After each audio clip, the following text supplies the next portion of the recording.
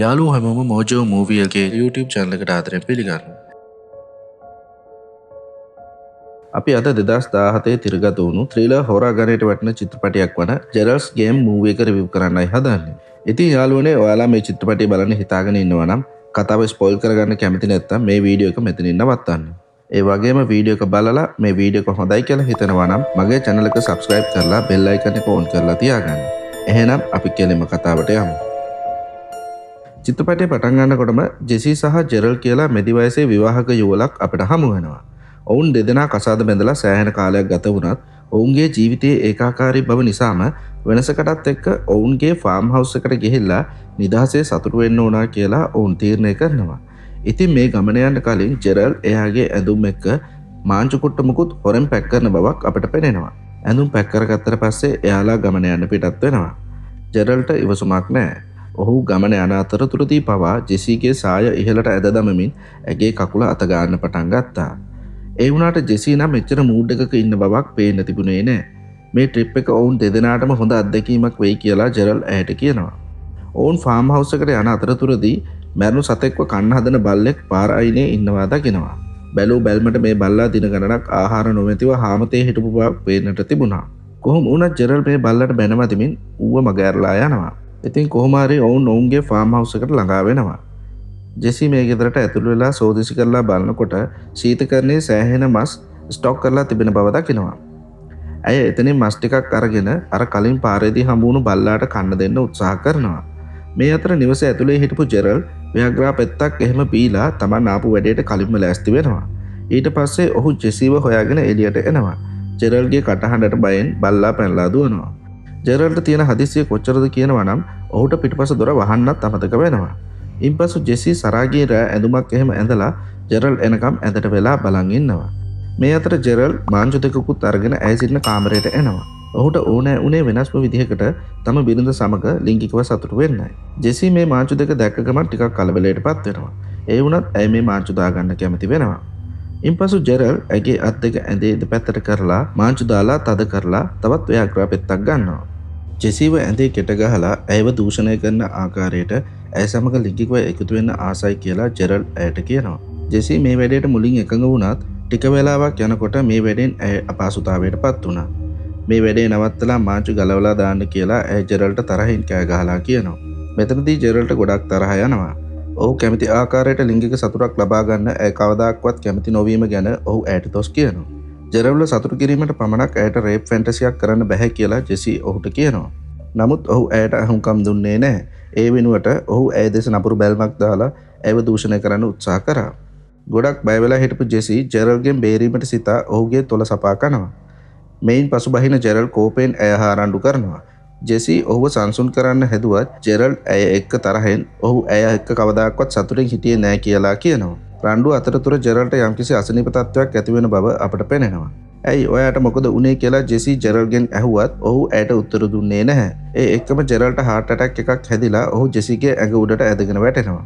ජෙසි හොඳටම කලබල වෙන අතර ඇය හිතන්නේ ජෙරල් මැරුණා වගේ බොරුවට ඉඳලා ඇයව රැවටීමට උත්සාහ කරනවා කියලායි. ඇය ඔහුට නැගිටින්න කියලා කිව්වත් වැඩක් උනේ නැහැ. ඇයගේ ඇත් බැඳ දමා තිබුණු නිසා ඇය තමන්ගේ කකුල් දෙකෙන් ඔහුව නැගිට්ටන්න උත්සාහ කරත් ඔහු ලෙස්සා ගිහින් ඇඳෙන් බිමට වැටෙනවා. ඔහුගේ හිස බිම වැදිලා ලේ ගලන්නට පටන් ගන්නවා. ගැලවීමට මගක් නොමැතිව ජෙසි උදව් ඉල්ලා කෑ ගැසුවට අහල පහල කිසිවෙකුත් හිටපු නැති නිසා ඇයව කාටවත් ඇහුනේ නම් නැහැ. ගොඩක්ම බය වෙලා හිටපු ජෙසි හවස් වන තුරුම Tamanට පුළුවන් විදිහට මාංචු ගලව ගන්න උත්සාහ කරත් කිසිම වැඩක් උනේ නම් නැහැ. මේ අතර හදිසියෙම කවුරු හරි කාමරේ පැත්තට එන අඩි ශබ්දයක් ජෙසිට ඇහෙනවා. මේ වෙන කවුරුත් නෙමෙයි. ඇයට කලින් හම්බ වුණු හාමතේ හිටපු බල්ලයි. බල්ලා හිමින් සැරේ ඇවිත් ජෙරල්ගේ මිනිය ඉව කරලා බැලුවා. බල්ලා ගොඩක් බඩගින්නේ හිටපු නිසා ජෙරල්ගේ මැරුණු ශරීරයේ කොටස් ආහාරයට ගනී කියලා ජෙසිට තේරුණා. ඇය කෑගසමින් බල්ලාව එලවන්න හැදුවත් ඌ ජෙරල්ගේ අතෙන් කොටසක් කඩා ගන්නවා. බල්ලාගේ කටේ තම සැමියාගේ මස් කැබැල්ලක් තිබෙන බව දකින ජෙසි තවත් බියටපත් වෙනවා. ඒ එකම ජෙරල් නැගිටලා ඔහුගේ තුවාලය දිහා බලලා බල්ලා ඔහුව හපා කනකම් ජෙසි බලන් හිටියා කියලා ඇයට දොස් කියනවා. ජෙසිට නම් මේක විශ්වාස කරන්නත් බෑ. ඇය ඉක්මනින්ම ඇගේ මාංචු ගලවන්න කියලා ජෙරල්ට කියනවා. ඇය ජෙරල් සමග කතා කරත් ඔහුගේ මල සිරුර තවමත් බිමටලා තිබෙන බව ඇය දකිනවා. තම සැමියාගේ අවතාරය Taman සමග කතා කරන බව සිතා ඇය තවත් බියටපත් වෙනවා. ජෙරල්ගේ අවතාරයද ඇය සමග කතා කරනවා. ඔහු ඇයට කියනවා මෙතනින් බේරලා ඇයට කවදාවත් යන්න හම්බෙන්නේ නැහැ කියලා. ඒ වගේම ජෙරල් ජෙසීට කියනවා ඇයව බේරා ගන්න කවුරුත් එන්නේ නැහැ කියලත්. ඇයටත් ඔහුවගේම මැරෙන්න සිද්ධ වෙනවා කියලත් කියනවා. ඉතින් මේ වගේ දේවල් කියලා ඔහු ඇයව තවත් අධෛර්යමත් කරනවා. මේ අතර ජෙසී අමාරුවෙන් මාංචු ගලවන්න උත්සාහ කරනවා. කොහොම හරි ඇය වේදනාවෙන් ඇගේ එක අතක් නිදහස් කරගෙන ඇය බැඳ තිබූ බාරකද කඩා දමනවා. ඇය මාංචු ගලවගෙන නිදහස් වී කාමරෙන් එළියට යන්න කලින් ආයෙත් පාරක් ඇඳ දිහා බලනවා. ඇය තාමත් ඇඳේ මාංචු එක්ක සිටින බව ජෙසී දකිනවා. ඇයට මෙතන වෙන්නේ මොකද්ද කියලා හිතා ගන්න බැරි වෙනවා. ඇය ඉතා අමාරුවෙන් මාංචු ගලවගෙන නිදහස් වුණු සිදුවීම එහෙම් පිටිම මායාවක් කියලා ඇයට වැටහෙනවා. දැන් ජෙසී ජෙරල්ගේ සහ තමාගේ මනෝකායවල් එක්ක එහෙම නැත්නම් තමාට පෙනෙන ඇය හිතින් මවාගත් ජෙරල් සහ ජෙසීගේ රූප සමග කතාබහ කරමින් සිටින බව අපට පෙනෙනවා. ජෙරල්ගේ මනෝකාය ඇයව අධෛර්යමත් කරන අතර ජෙසීගේ මනෝකාය ඇයව දිරිමත් කරමින් මේ උගුලෙන් ගැලවී යාමට උදව් කරන්න උත්සාහ කරනවා. මේ වන විට ටික ටික අඳුර වැටිගෙන එන අතර බල්ලා තවමත් ජෙරල්ගේ ශරීරයෙන් මස් කන එක නතර කරලා තිබුණේ නැහැ. මේ වෙනකොට ජෙසීට සෑහෙන වතුර තිබහත් තිබුණා. ජෙරල්ඩ් කලින් බීපු වතුර වීදුරුව තවමත් ඇඳ උඩ රාක්කේ තිබෙන බව ඇය දකිනවා.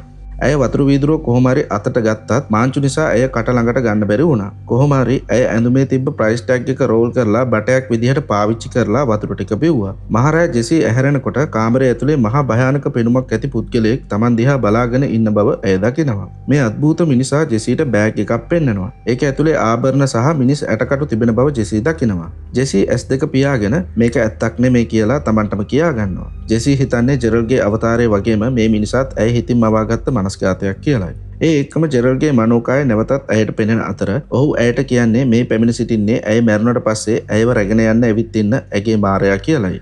ඔවුන් දෙදෙනා කතාබහ කරමින් සිටින අතරතුර ජෙරල් ජෙසීට මවුස් කියලා කියනවා. මේ නමින් ජෙසීට ඊට කලින් කතා කරලා තිබුණේ එයාගේ තාත්තා විතරයි. ඉතින් ජෙසීට එයාගේ තාත්තා ටොම්ව මතක් වෙනවා. ඒ වගේම එයාට එයාගේ ළමා කාලයද මතක් වෙනවා. ජෙසීට අවුරුදු 12 දී වගේ ඔවුන් නිවාඩුවක් ගත කිරීමට විනෝද ගමනක් යනවා. ජෙසී සහ එයාගේ තාත්තා ටොම් පාක් එකේ ඉඳගෙන සූර්ය ග්‍රහණයක් බලමින් සිටිනවා. ටොම් ඔහුගේ කකුල උඩ වාඩි වෙන්න කියලා ජෙසීට කියනවා. ඇය වැඩිදුර හිතන්නේ නැතුවම ඔහුගේ ඉල්ලීමට එකඟ වෙනවා. ජෙසී සූර්ය ග්‍රහණය නරඹන අතරතුර ටොම් ඇයව අතපත ගාමින් ඇයගේ අහිංසකකමෙන් ප්‍රයෝජන ගන්නවා. මේ අතර ජෙසී පියවිසිහට එන අතර මාංචු වලට අද්දක හිර වී තිබුණු නිසා ඇයට ලොකු වේදනාවක් දැනුණා. මෙහිදී ජෙසීට නැවතත් ජෙසීගේ මනෝකාය පෙනෙන අතර ඇය ජෙසීට දොස් කියනවා තමන්ගේ තාත්තා වගේම පුද්ගලෙක් ඇය කසාද බැඳපු එකට.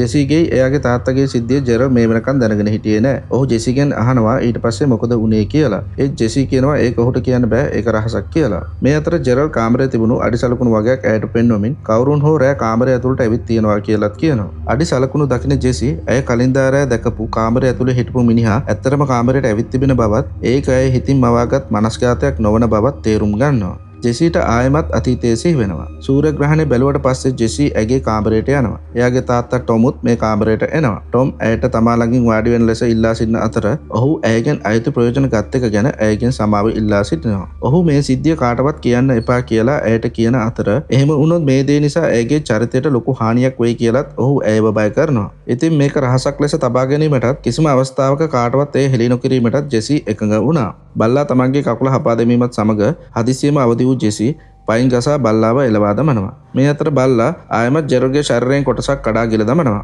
නැවතත් ජෙරල්ගේ ආත්මය ජෙසීට පෙනෙන අතර ඇය ඉක්මනින්ම මරණයට පත්වෙයි කියලා ඔහු ඇයට කියනවා. ජෙසීටත් දැන් නම් ඇත්තටම හිතෙනවා ඇයට ඇත්තටම මේ කාමරේම හිර වෙලා මේ යන්න වෙයි කියලා. ඒ එක්කම වටපිටාවේ පෙනෙන දේවල් බොඳ වෙලා පේනවා වගේ ඇයට දැනෙනවා. ඊට පස්සේ ඇයට සිහිය නැතිව යනවා.